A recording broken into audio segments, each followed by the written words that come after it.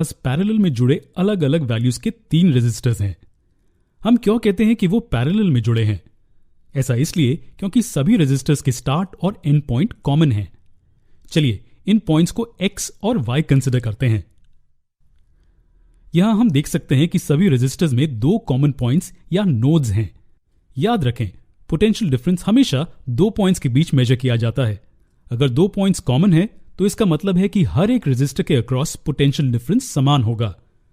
अगर आप सर्किट को ध्यान से देखेंगे तो आप पाएंगे कि पॉइंट्स x और y न सिर्फ हर एक रेजिस्टर के लिए कॉमन है बल्कि बैटरी के लिए भी कॉमन है।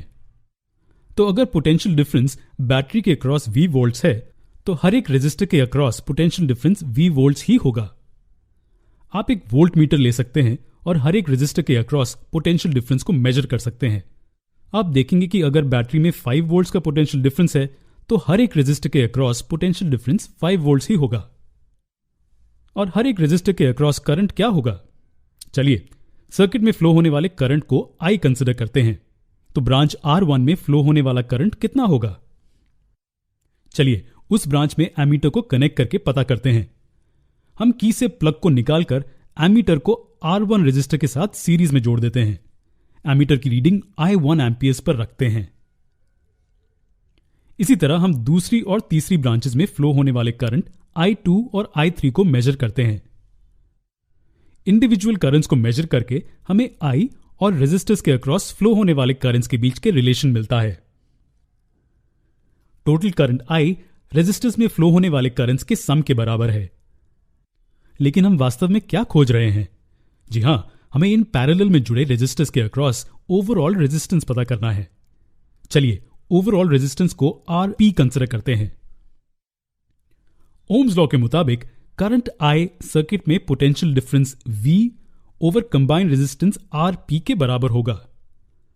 अब हमें हर एक रेजिस्टर पर ओम्स लॉ को अप्लाई करना है। पहले रेजिस्टर के लिए current I1 potential difference V over resistance R1 के बराबर होगा। हम जानते हैं कि पोटेंशियल डिफरेंस हर एक रेजिस्टर के अक्रॉस कांस्टेंट है। अब क्या आप ओम्स लॉ को दूसरे और तीसरे रेजिस्टर्स पर अप्लाई कर सकते हैं? आपको ये 2 इक्वेशंस मिले होंगे। हमने यहां कुछ स्पेशल नहीं किया है। पहले हमने ओम्स लॉ को पूरे सर्किट में अप्लाई किया और फिर हर एक रेजिस्टर पर अप्लाई किया। अब हमें I1, I2 और I3 के वैल्यूज को पहले इक्वेशन में सब्स्टिट्यूट करने पर यह मिलेगा। दोनों साइड्स को V से डिवाइड करने पर हमें ओवरऑल रेजिस्टेंस और इंडिविजुअल रेजिस्टेंस के बीच का रिलेशन मिलता है। यह एक बहुत ही महत्वपूर्ण रिलेशन है। हम इसे कैसे समझ सकते हैं? जब रेजिस्टर्स पैरेलल में जुड़े होते हैं तो इक्विवेलेंट रेजिस्टेंस का रेसिप्रोकल इंडिविजुअल रेजिस्टेंस के रेसिप्रोकल के सम के बराबर होता है। हालांकि यह इस फॉर्मूला में बहुत स्पष्ट नहीं है, लेकिन जब रेजिस्टर्स पैरेलल में कनेक्ट होते हैं तब ओवरऑल रेजिस्टेंस कम होता है।